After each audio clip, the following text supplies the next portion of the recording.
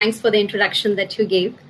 Hello, everyone, and welcome to Emerge MarTech 2020 Summit. I know that you have been attending many sessions, and we are already delayed. And 3 p.m. as a session is always a little bit challenging because you've had your food, and this is the sleeping time or napping time, I would say. But yes, I'll try to keep you awake because we will be talking about something really significant in today's world, which is digital Darwinism during pandemic, right? So COVID-19, this situation has changed the complete landscape of world of marketing.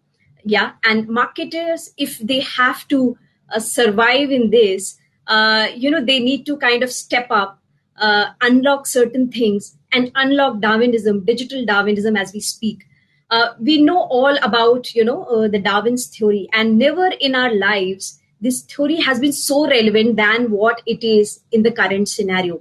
So what I'll do, I have few slides, very few, but I'll quickly take you through, and let me present my slides. One second.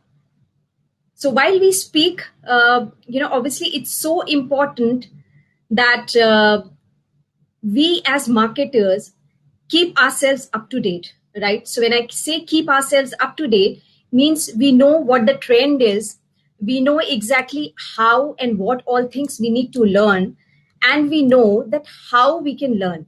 Understanding the trend and unlocking this, this disruption which is happening in digital is very important. What we will learn today is definitely things that we have to do to follow digital Darwinism during pandemic and even post pandemic. Yeah. So quickly going on to exactly what all you will understand. You will understand this new dynamic, volatile and complex world, which we never know, where it's leading to. It's very uncertain times. You will understand that how, you can survive in this age of digital disruption, which is very different to the other disruptions which have been happening in the past. You will also understand that how to stay relevant as marketers, as professionals, how to stay relevant.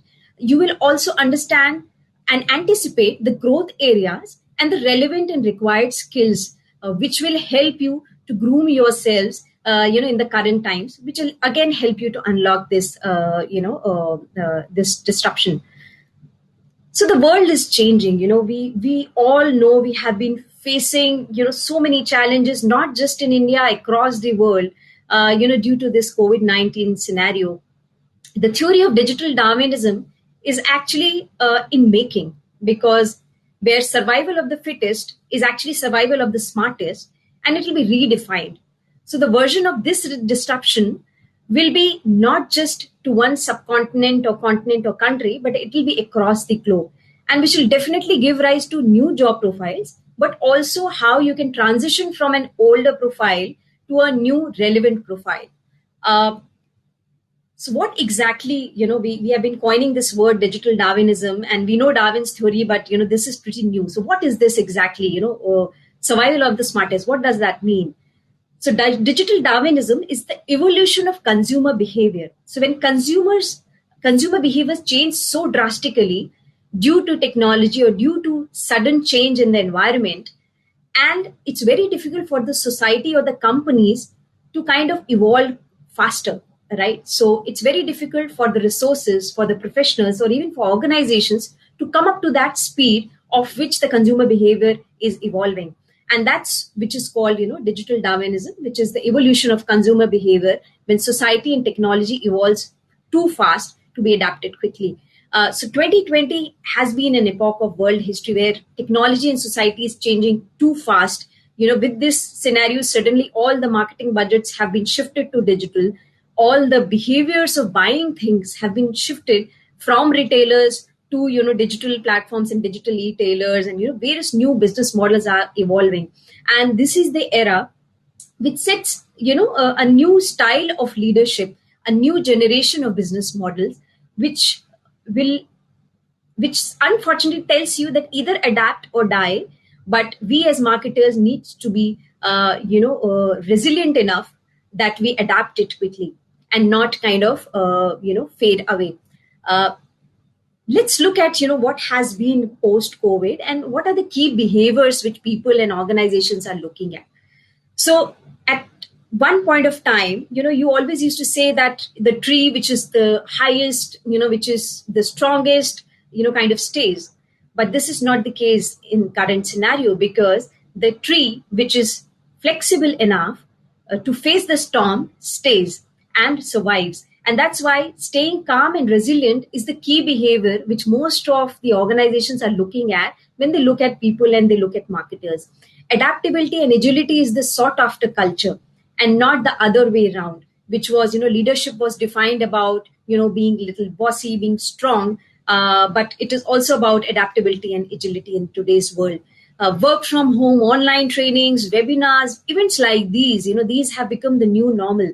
So, this is how the whole environment is changing, wherein we are socially, distant if you talk about physically, but we are actually socially connected a lot, but that is on virtual platforms, right? So that's the way that the new normal has changed in today's world.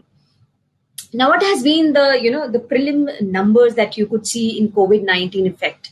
In just 1 week of arrival of COVID, we saw that the time spent of smartphone kind of increased by 1.5 to 2 hours, right? Now, that's just 1 week of COVID-19 arrival, right? If you look at the various platforms, digital platforms, that what was the time spent on those platforms? So news increased by 17%. Chat, voice over IP increased by 23%. Social networking sites increased by 25%. Now, this is just 1 week of data, when the COVID-19 had arrived. Obviously, now this data must be multifold. So new user base, grew and were built, and consumers were spending more time chatting on social networking and observing the news. So this has been some effect, that we can see also on social networks in gaming. So you'll see, lot many other platforms suddenly started, they were there already, but they increased, the consumption increased. People started consuming the content on these platforms, too much. Obviously, TikTok is banned now, but this is, 1 week's data, which was time spent on social media and gaming apps increased multifold.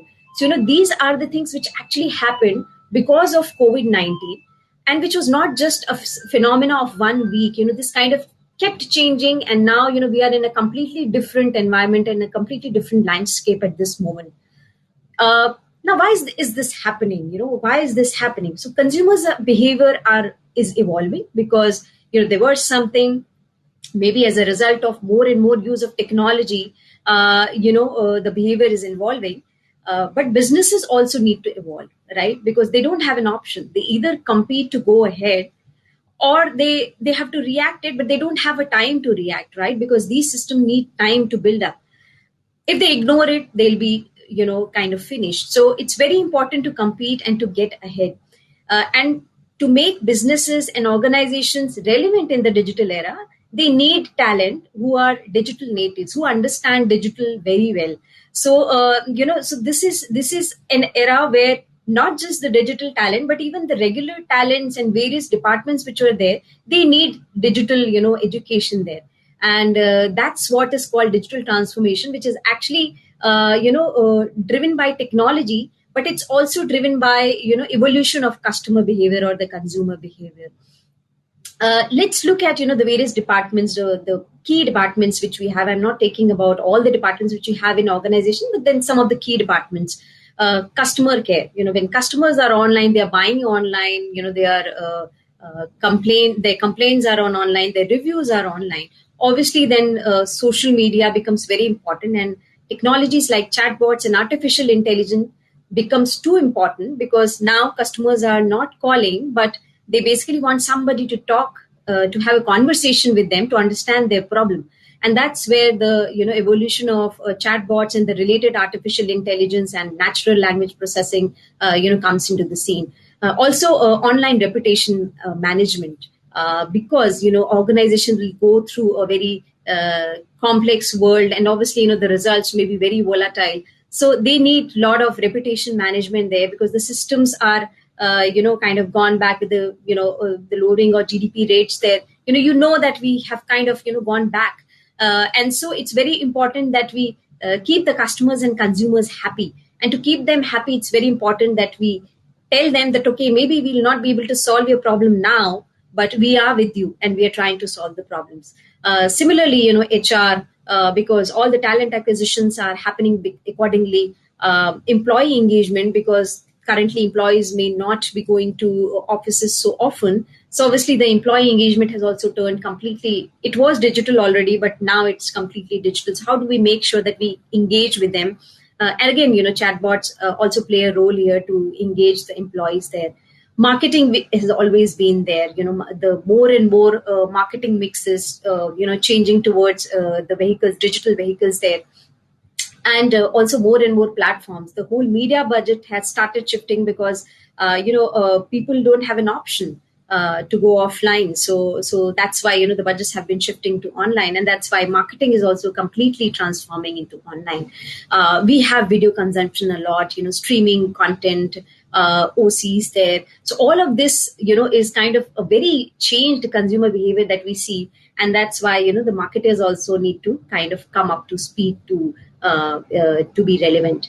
Then sales, because sales is not meeting the customers at this moment. The only thing that they can do is be engaged with the networks and with the digital platforms, via the digital platforms, and that becomes very important. Lead management is happening online. All the virtual events and webinars are happening, to make sure that we have more and more engagement with the customer, not just in a B2B scenario, but even in the B2C scenario, because through social media, we are connecting with the consumers.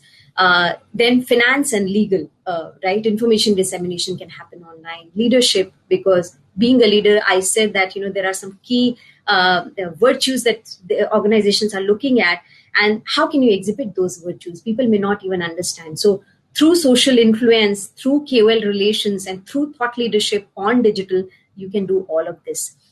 Digital will be ingrained across and will not just stay with the marketing department. That's what the trend says. The major skills that will be required to be upgraded, because a lot of people are consuming snackable content, video streaming will become, one of the key focus area, and how to create those snackable content, which also has a storytelling behind, right? So it's not about a 20-second, but then what it builds up to, and whether it makes sense to the consumers. Digital transformation, because you need an agile workforce which is which understands digital. Content marketing, because content will be very critical here. We are not meeting personally with the customers and consumers, so content becomes more and more important then to kind of influence them.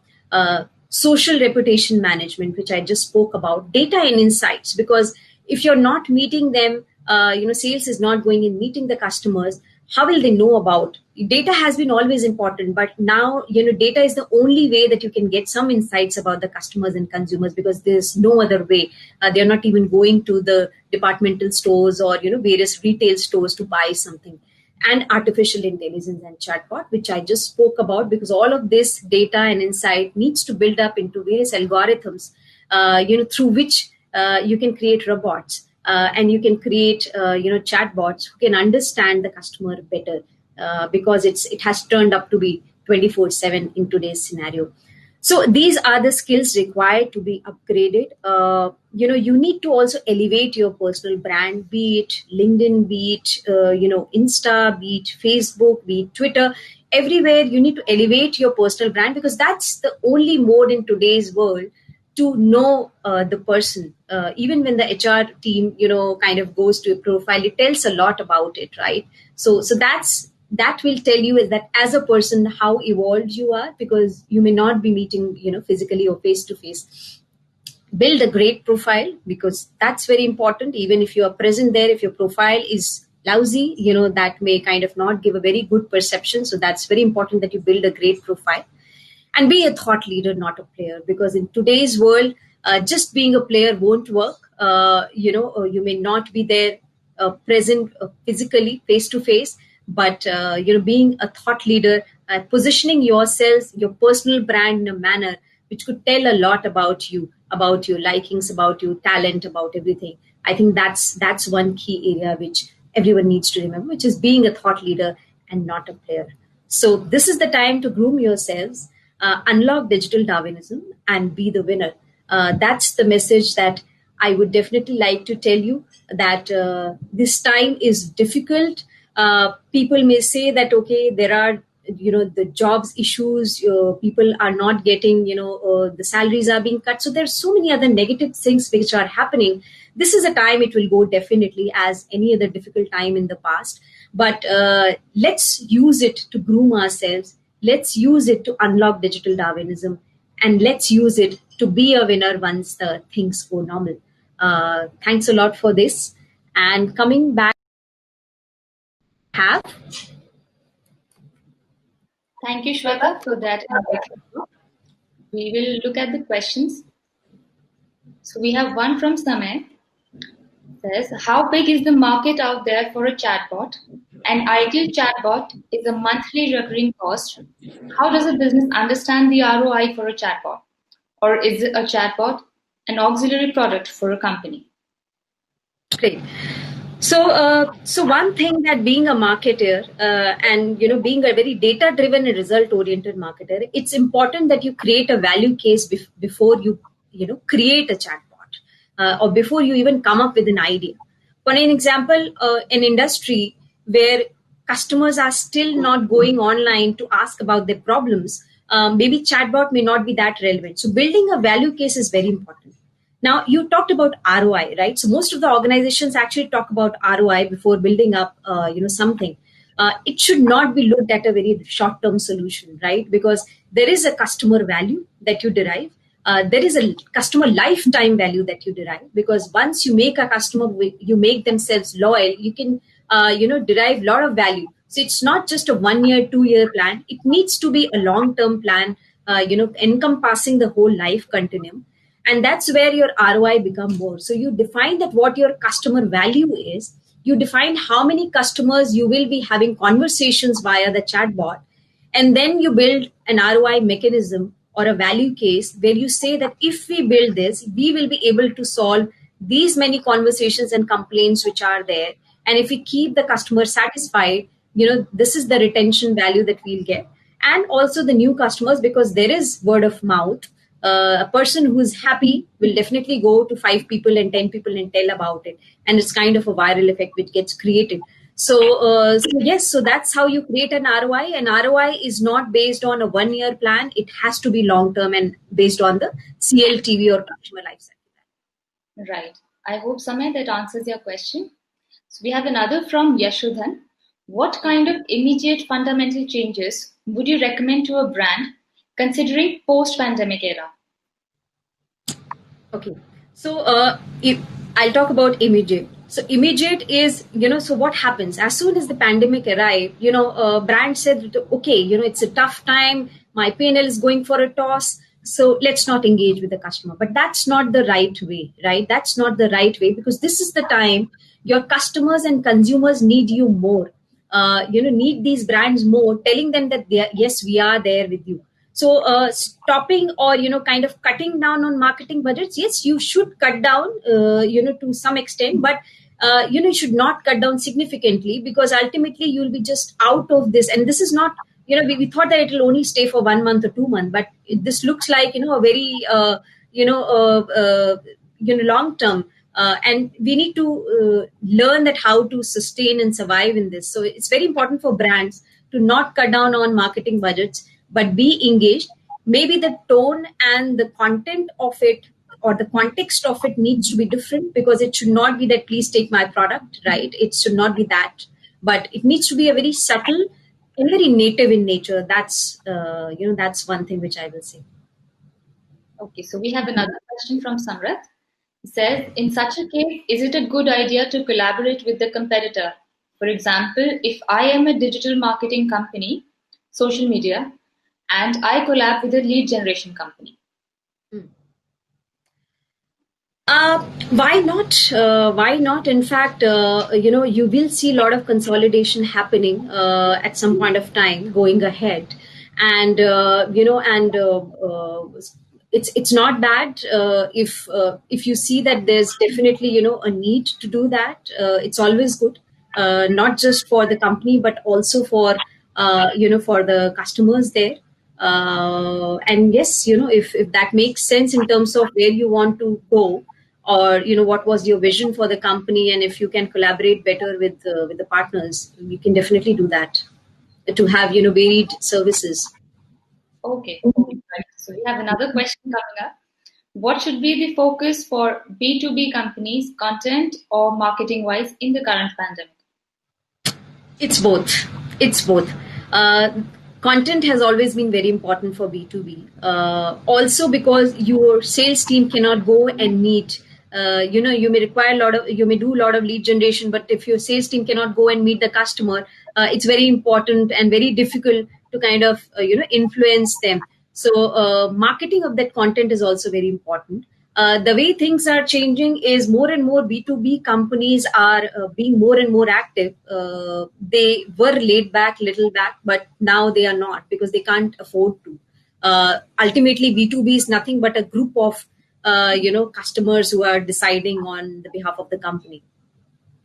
Right. So another question. Is gamification a good idea for healthcare industry? Have you come across any success stories in this?